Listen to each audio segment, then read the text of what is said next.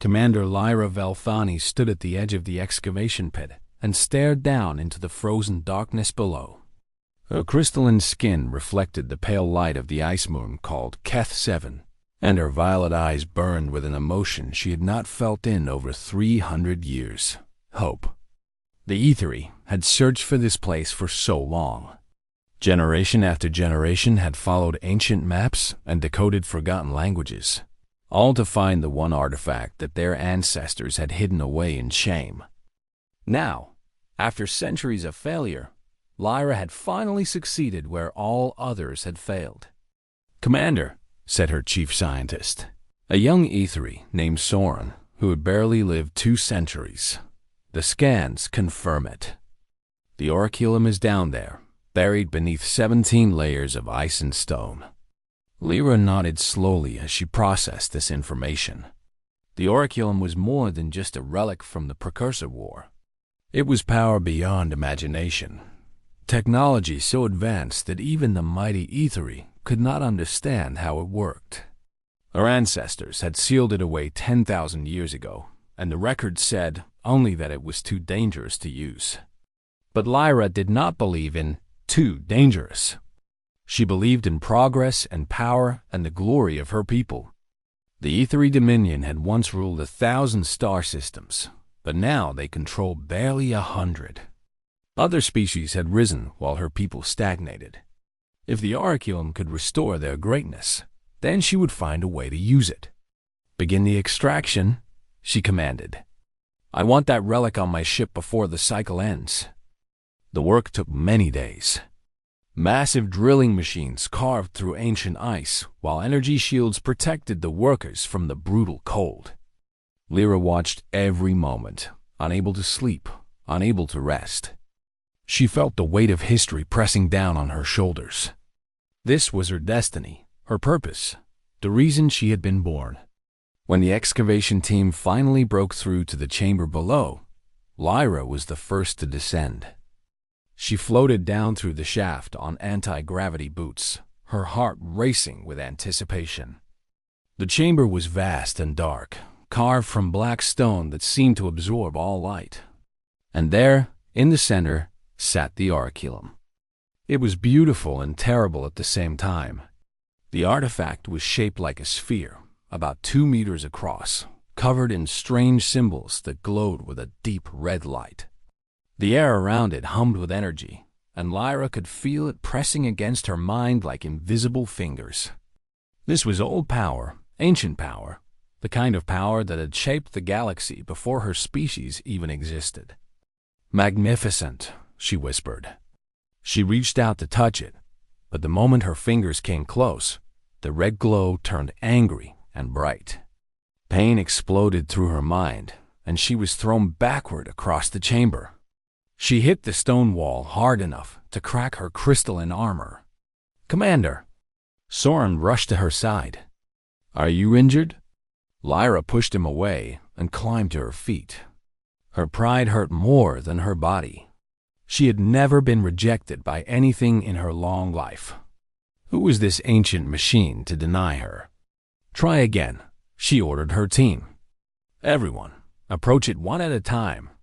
One by one, the E3 crew members attempted to touch the Oraculum, and one by one, they were thrown back. Some suffered burns on their hands. Others collapsed with blood streaming from their noses. The machine rejected them all with violent force. "It makes no sense," Soren said as he studied his scanner. "The security system is biological in nature. It reads the genetic and psionic signature of whoever approaches, and it finds us unacceptable." "Then find someone it will accept," Lyra snarled. Soren hesitated before speaking his next words. "Commander, there is one possibility, but you will not like it. Tell me." "The security protocols are designed to reject anyone connected to the psionic web. Every sentient species in the galaxy shares this connection. Every species except one." Lyra felt her stomach twist with disgust. She knew exactly what he was suggesting. "You cannot be serious." Humans are the only known species that exists outside the web. They call it being unbound. If the Oraculum is designed to reject psionic signatures, then a human might be able to pass through its defenses. Lyra wanted to refuse. Humans were the youngest species in the galaxy, barely 1,000 years into their space age. They were fragile and short-lived, dying of old age before an Aethery even reached adulthood. They had no psionic gifts, no great technology, no ancient wisdom. They were considered vermin by most civilized species, tolerated only because they bred so quickly and worked so cheaply. The thought of needing a human made her sick. But the Oraculum sat there in the darkness, glowing with its terrible red light, waiting for someone worthy to claim it. And if a human was the key to unlocking its secrets, then Lyra would swallow her pride and use that key. "Find me a human," she said through clenched teeth. "Find me the best one they have." Soren bowed and hurried away to make the arrangements. Lyra stayed in the chamber, staring at the Oraculum, making silent promises to herself. She would claim this power. She would restore the Aethery Dominion to its former glory. And when she was done, she would make sure the galaxy never forgot her name. The search for a suitable human took several weeks. Most humans worked in mining or salvage, doing the dangerous jobs that other species refused. But Lyra needed someone special, someone who had experience with ancient technology and impossible situations.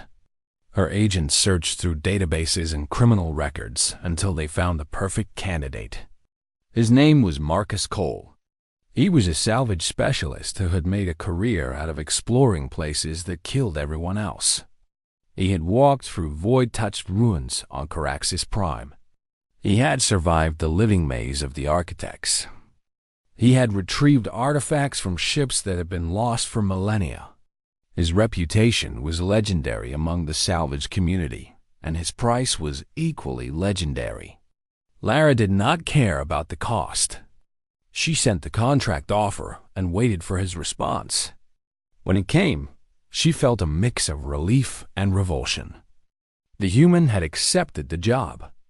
He was on his way to Keth 7. Soon she would have her relic. Soon she would have her power. And the human would serve his purpose and be forgotten, just like all the other tools she had used and discarded throughout her long life. Or so she believed. Marcus Cole stepped off the transport shuttle and took his first breath of recycled Keth 7 air. It tasted like metal and ice, but he had breathed far worse in his 42 years of life. He adjusted his battered envirosuit and looked around at the Aethery base with curious eyes. The aliens were beautiful in an unsettling way. Their skin looked like living crystal, shifting between blue and purple, depending on the light. They stood taller than him by at least a head, and they moved with the slow grace of beings who had forever to do anything. Marcus had met Aethery before, and he knew exactly how they saw him as an insect, a pest, a temporary nuisance in their eternal existence. He did not let it bother him. He had been looked down upon his entire life, and he had learned that the best response was a smile and solid work. Let them think whatever they wanted. He would do his job, collect his payment, and move on to the next adventure. "You are the human?" asked a young Aethery who approached him with obvious distaste. "Last time I checked," Marcus replied with his usual grin. "Name's Marcus Cole. I believe you have something that needs opening?" The Aethery Soren, according to his identification badge, nodded stiffly. "Follow me. The commander is waiting." Marcus followed him through gleaming corridors that seemed designed to make visitors feel small and unimportant. Everything was smooth and clean and perfect, the opposite of the junker ships and dirty stations where Marcus usually worked. He felt like a stain on a white carpet, and he suspected that was exactly how the Aethery wanted him to feel. They reached a command center where a female Aethery stood waiting. Her crystalline armor was more elaborate than the others. covered in symbols that probably meant something important. Her violet eyes swept over Marcus with naked contempt. "This is the specialist?" she asked Soren. "It looks like he was dragged out of a waste recycler." "Nice to meet you too, Commander," Marcus said cheerfully. "Your hospitality is legendary."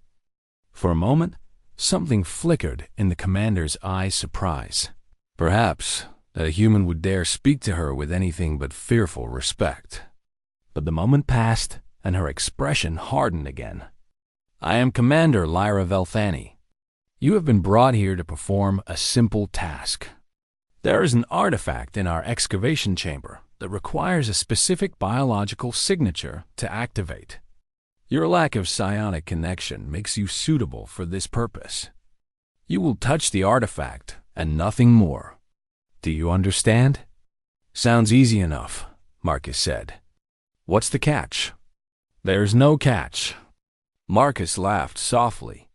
In his experience, when someone said there was no catch, the catch was usually deadly. But he had signed a contract, and Marcus Cole always honored his contracts. Besides, he had not survived this long by being afraid of the unknown. Fear was a luxury he could not afford. "Lead the way, Commander." The journey to the excavation chamber took them deep underground. Marcus felt the temperature drop with each level they descended. By the time they reached the black stone chamber, his breath was forming clouds in the air despite his suit's heating system. And then he saw the Oraculum. The sphere sat in the center of the room, glowing with that strange red light that seemed to pulse like a heartbeat. Marcus had seen a lot of ancient technology in his career: precursor engines and builder, weapons and things so old that nobody remembered who made them. But this was different. This felt alive in a way that made his skin crawl. "That's what you want me to touch?" he asked. Lyra said, "Approach it slowly and place your hand on the surface. Our scientists will monitor you from here." Marcus walked toward the sphere with careful steps. The closer he got, the stronger he felt a strange sensation, like the artifact was watching him, studying him, deciding whether he was worthy. He had felt this before in other ruins, the sense that something ancient was paying attention, but never this strongly. He stopped an arm's length away and looked back at the watching Ethery. "Any last advice?" "Try not to die," Lyra said without emotion. "The paperwork would be annoying." Marcus snorted and turned back to the Oraculum. He took a deep breath, reached out, and pressed his palm against its surface. For one heartbeat, nothing happened. Then everything happened at once. The red glow exploded into blinding white, and Marcus felt something pour into him like liquid fire. It raced through his arm and into his chest and up into his brain, burning pathways that had never existed before. He tried to scream but could not find his voice. He tried to pull away, but his hand was fused to the sphere. Information flooded his mind, images and sounds and concepts that no human was meant to understand. He saw the Precursor War, a conflict so vast that entire star systems had been burned to ash. He saw the creation of the Oraculum, forged in the heart of a dying sun by beings who had transcended flesh millions of years ago. He understood its purpose, and that understanding filled him with horror. The Oraculum was a weapon of extinction. It had been designed to erase all psionic life from the galaxy, every Ethery, every Ven, every Korath, every species that shared the mental web that connected all sentient beings. The Precursors had created it as a final solution to end the war, but they had sealed it away before it could be used. They had realized that victory through genocide was no victory at all. And now the weapon was awake, and it had found its key. Marcus finally managed to scream. The sound tore from his throat raw and broken as the Oraculum continued to pour its terrible knowledge into him. He felt himself aging, his cells burning through their life cycles at impossible speed. His dark hair turned white. His smooth skin wrinkled and sagged. His strong bones became brittle and weak. The Ether watched in shock as the human aged decades in seconds. Lyra rushed forward and tried to pull him away from the sphere, but an invisible force threw her back. The Oraculum would not release its host until the bonding was complete. When it finally let him go, Marcus collapsed to the cold stone floor. He lay there gasping for breath, his body broken and old, his mind burning with knowledge he never wanted. He had walked into this chamber as a man in his prime. He would crawl out if he crawled out at all as a dying elder. Lyra stood over him, and for the first time in centuries, she felt something she barely recognized. "Fear, what have we done?" Soren whispered. Marcus looked up at them with eyes that had seen too much. His voice was barely a whisper, but every word cut like a knife. "You woke up a monster, and now it wants to use me to kill everyone you have ever known." The medical bay was cold and white, and Marcus Cole lay on a bed that was not designed for humans. His aged body looked fragile under the harsh lights, and every breath seemed to cost him tremendous effort. The monitors above him beeped out a rhythm that grew weaker with each passing hour. Lyra stood at the foot of his bed, watching him with an expression she could not name. 300 years of life had taught her to hide her emotions behind a mask of cold authority. But that mask was cracking now, and something raw and painful was bleeding through. "How long does he have?" she asked the medical officer. "Hours at most," the officer replied. "His cellular structure is degrading at an accelerating rate. The Oraculum is feeding on his life force to power itself. As long as the bond remains, he will continue to age until there is nothing left." "Can we break the bond?" "No, Commander. The connection is permanent. Killing him might stop the process, but we cannot know for certain. The Oraculum might simply find another host, or it might activate on its own." Lyra turned away from the dying human and walked to the observation window. Outside, the frozen wastes of Keth 7 stretched endlessly under a sky full of unfamiliar stars. She had come here seeking power and glory. She had found shame instead. The truth was clear to her now. Her ancestors had not sealed away the Oraculum because they feared its power. They had sealed it because they feared what that power would do. They had looked at a weapon capable of destroying all psionic life and decided that some victories were not worth winning.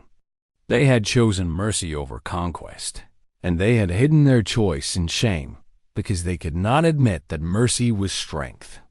And Lyra, in her arrogance, had undone everything they sacrificed. "Commander," Soren said from behind her, "the human is asking for you." She did not want to face him. She did not want to look into those aged eyes and see the accusation there. But she was Commander Lyra Velthani, and she did not run from her mistakes. She walked back to his bedside and forced herself to meet his gaze. Marcus smiled up at her, actually smiled, despite everything she had done to him. "You look terrible, Commander," he said in a voice like dry leaves. "Someone steal your favorite starship? How can you joke in a time like this?" She demanded. "You are dying because of me, because of my pride and my foolishness." "Everyone dies eventually," Marcus said. "I always knew my time would come. I just expected to go out in a spectacular explosion, not lying in a bed on an ice moon surrounded by people who think I'm a bug." "I am sorry," Lyra said, and the words felt strange on her tongue. She could not remember the last time she had apologized to anyone. "I brought you here without telling you the risks. I treated you like a tool instead of a person. You deserved better." "Probably," Marcus agreed. "But that's not why you're here, is it? You're here because you need something from me." Lyra hesitated. He was right, of course.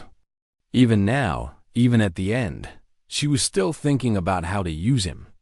The realization made her feel sick. "The Oraculum is charging," she admitted. "Our scientists estimate that within 12 hours, It will have enough power to broadcast its extinction signal across the entire galaxy. Every psionic species will be erased from existence. Trillions will die, including you, including me, including everyone I have ever known or loved or ruled. My entire civilization will end because I could not leave the past buried. Marcus was quiet for a long moment. His eyes stared at the ceiling, but Lyra could tell he was not really seeing it. He was thinking, calculating, searching for something that nobody else could see. "The bond goes both ways," he said finally. "I can feel the oraculum inside my head. I can see how it works, how it thinks. It's not just a machine. It's alive in some strange way. The precursors built it with a kind of artificial soul." "What does that matter?" Lyra asked. "We cannot stop it. We cannot break your connection to it. There is nothing we can do." "Maybe," Marcus said. "Or maybe we're looking at this the wrong way. The oraculum is designed to send the signal that destroys psionic life. But a signal is just information, right? Energy shaped into a specific pattern." "Yes, but so what if we change the pattern?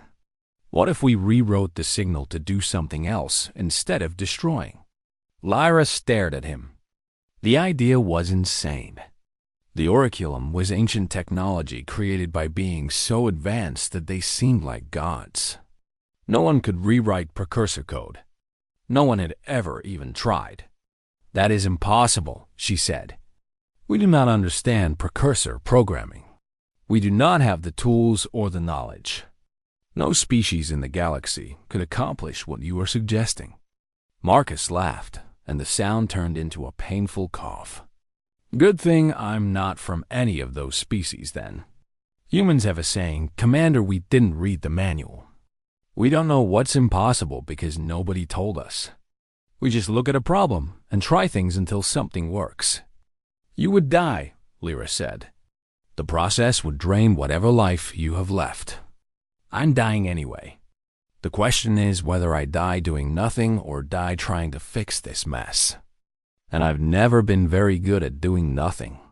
Lyra felt something shift inside her, a change in how she saw this fragile, dying creature.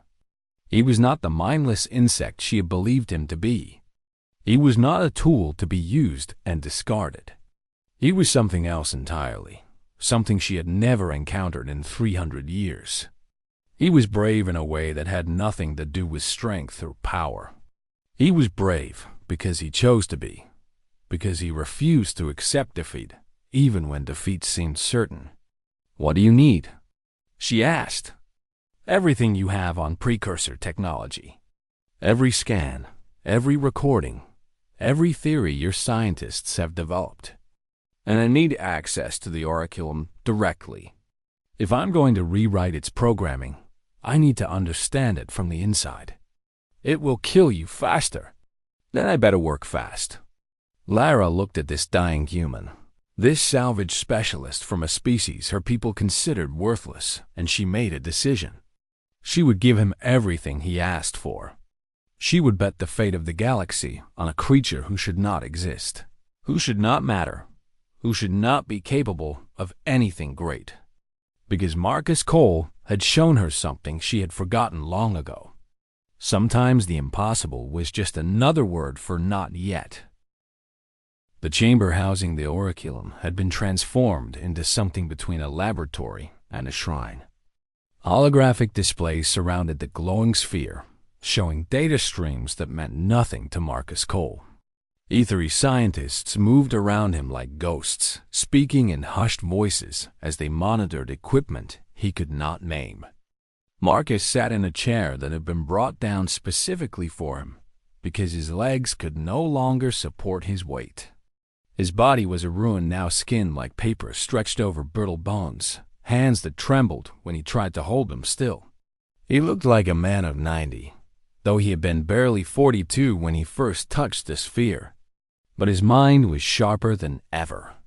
The oraculum's knowledge burned inside him like a second sun, and every moment brought new understanding. He could see the code that made up the weapons programming, vast rivers of logic flowing through dimensions that human eyes were never meant to perceive. It was beautiful and terrible, and it was killing him with every passing second. "Are you ready?" Lyra asked from beside him. "Not even close," Marcus admitted. "But I don't think ready is an option anymore. How much time do I have?" "The Oraculum will reach full charge in approximately 6 hours. Once that happens, it will broadcast the extinction signal automatically. 6 hours to rewrite programming that took godlike beings centuries to create. No pressure." He reached out with his mind and touched the bond that connected him to the Oraculum. The connection was like a doorway made of fire stepping through her more than anything he had ever experienced. But it was the only way to reach the code inside. He gritted his teeth and pushed deeper into the weapon's architecture. The ethery scientists had given him everything they knew about precursor technology, but it was not enough. Their knowledge was academic, theoretical, based on studying artifacts from the outside. Marcus was inside now, swimming through the Oraculum's digital bloodstream, and he realized that all their theories were wrong. The precursors had not built the Oraculum like a machine. They had grown it like a living thing. The code was not written in logical sequences. It was woven like DNA, each strand connected to 1,000 others in ways that defied rational analysis. Changing one element would affect everything else. One wrong modification could cause the entire system to collapse or, worse, accelerate the extinction signal. "This is insane," Marcus muttered. "There's no way to reprogram this thing without understanding everything about it. And there's no time to understand everything."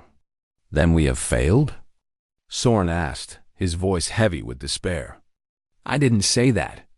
I said there's no way to do this properly. But proper isn't the only way." Marcus closed his eyes and dove deeper into the Oraculum. He stopped trying to analyze the code and started trying to feel it instead.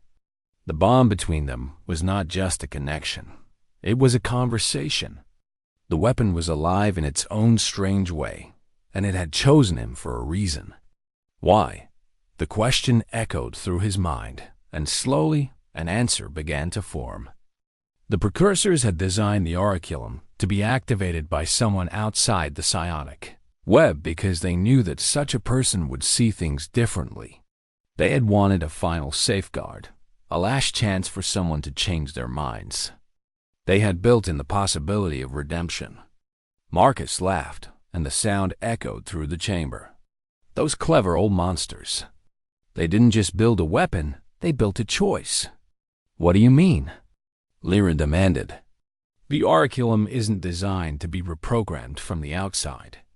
It's designed to be changed from within. The bond isn't just about activation, it's about communication. I can talk to this thing, convince it to become something else. You are suggesting that we negotiate with a weapon? I'm suggesting that we treat it like what it is, a living intelligence with the power to decide its own purpose. The precursors gave it the ability to destroy, but they also gave it the ability to choose. We just have to show it another option." For the next 5 hours, Marcus Cole fought the hardest battle of his life. It was not a battle of weapons or strength. It was a battle of ideas. He argued with the Oraculum, showing it the beauty of the lives it was designed to destroy. He shared his memories of friendship and love and sacrifice, all the things that made existence worth preserving. The weapon pushed back with cold logic. Its purpose was extinction. Its creators had built it to end the war by eliminating all psionic life. Why should it abandon that purpose now? "Because the war is over," Marcus replied. "The precursors are gone, and the species you were designed to kill have changed. They've built civilizations and created art and fallen in love. They deserve a chance to keep living, to keep growing, to become something better than they were." The Oraculum considered his words. Deep within its ancient code, something shifted, a calculation that had never been made before. It weighed the value of destruction against the value of preservation. And for the first time in 10,000 years, it found the scales balanced differently than expected. "What would you have me become?" the weapon asked. "A healer," Marcus said. "Instead of sending death across the psionic web, send life. Send compassion and understanding. Mend the wounds between species instead of ending them. You have the power to touch every mind in the galaxy. Use that power to bring them together instead of tearing them apart." The negotiation consumed what little life Marcus had left. His heart stuttered and struggled. His lungs filled with fluid. His brain began to shut down as the bond drained the last of his energy. But he did not stop, would not stop, until the Oraculum gave him an answer. Finally, as the countdown reached its final minutes, the weapon made its choice. The red glow that had surrounded the sphere for millennia began to change. It shifted from angry crimson to something softer gold, then white, then a gentle blue that reminded Marcus of Earth's oceans. The extinction signal was being rewritten, transformed from a scream of death into a song of healing. "It's working," Sorum whispered in amazement. "The energy signature is completely different. It's not destructive anymore. It's restorative." Marcus smiled, though the expression cost him what little strength remained. His eyes were growing dim, and he could feel his heart preparing to beat its final rhythm. But he had done it. Against all odds, against all reason, he had convinced a weapon of genocide to become a beacon of hope. "Tell everyone," he whispered to Lyra. "Tell them what humans can do." Then the Oraculum activated, and light washed across the galaxy.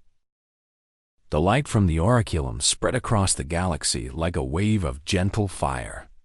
It touched every world where psionic beings lived, washing over them with warmth instead of death.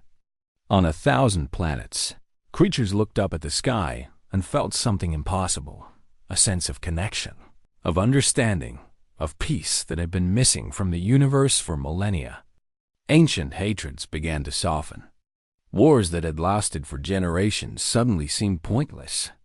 Species that had fought each other for resources and territory found themselves wondering why they had been so afraid. The Oraculum's new signal did not control minds or force anyone to change. It simply reminded them that they were all connected, all part of something larger than themselves. But in the chamber on Keth 7, none of this mattered to Lyra Velfani. She knelt beside the body of Marcus Cole, and for the first time in 300 years, tears fell from her crystalline eyes. The human was gone. His heart had stopped the moment the Oraculum completed its broadcast. He had given everything he had, every last spark of life, to transform a weapon into a gift. "Why?" she whispered to his still face. "Why did you do it? You owed us nothing. We treated you like dirt, like something to be scraped off our boots. We did not deserve your sacrifice." The dead cannot answer, but Lyra heard his voice anyway, echoing in her memory from their final conversation. "That's the thing about humans, Commander. We don't do things because we're owed. We do them because they need doing." She had not understood those words when he first spoke them. She had lived for centuries in a culture that measured everything in terms of power and debt and obligation. The Aetheri did nothing without calculating the benefit to themselves. Even their greatest heroes acted for glory and reward. But humans were different. They ran into burning buildings to save strangers. They donated organs to people they had never met. They died protecting worlds that would never know their names. It made no sense by any rational calculation, and yet it was the truest thing about them. Marcus Cole had not saved the galaxy for fame or payment. He had saved it because he saw a problem that needed solving and refused to walk away. He had looked at a universe full of beings who despised him and decided they were worth saving anyway. That was what it meant to be human. Lyra stood and turned to face her crew. They watched her with uncertain expressions, unsure how to process what had happened. Their commander, the proudest ethery any of them had ever known, was weeping over the body of a human. "Listen to me," she said, and her voice carried the weight of 3 centuries. "What happened here today must not be forgotten. This man, this salvage specialist from a species we considered beneath our notice, did what none of us could do. He saved every psionic being in the galaxy by giving his life without hesitation." "He was just a human," one of the junior officers muttered. Lyra moved so fast that no one saw her hand until it connected with the officer's face. The slap echoed through the chamber, and the young ethery stumbled backward in shock. "Never say those words again," Lyra commanded. "Never say 'just a human' as if it means something small. Do you understand what he did? Do you understand what it took? He could not read precursor code, so he felt it. He could not fight the Oraculum with power, so he convinced it with compassion. He was dying from the first moment he touched that sphere, and he kept fighting anyway." She looked at each of them in turn, making sure they felt the full weight of her gaze. "The ethery live for centuries. We accumulate power and knowledge and pride. But in 300 years, I have never done anything half as brave as what Marcus Cole did in 6 hours. That is what humans are capable of. That is why the galaxy should thank whatever forces created them." Soren stepped forward with a question in his eyes. "What do we do now, Commander? The Oraculum is still active, still broadcasting, and the galaxy will want to know what happened." "We tell them the truth," Lyra said. "All of it, my arrogance, my mistakes, and the human who fixed everything I broke. Let them know that when the ancient ethery sealed away a weapon of extinction, it took a human to transform it into something better. Let them know that Marcus Cole paid the highest price so that strangers could live. And the Oraculum itself?" Lyra looked at the sphere, which now glowed with that gentle blue light.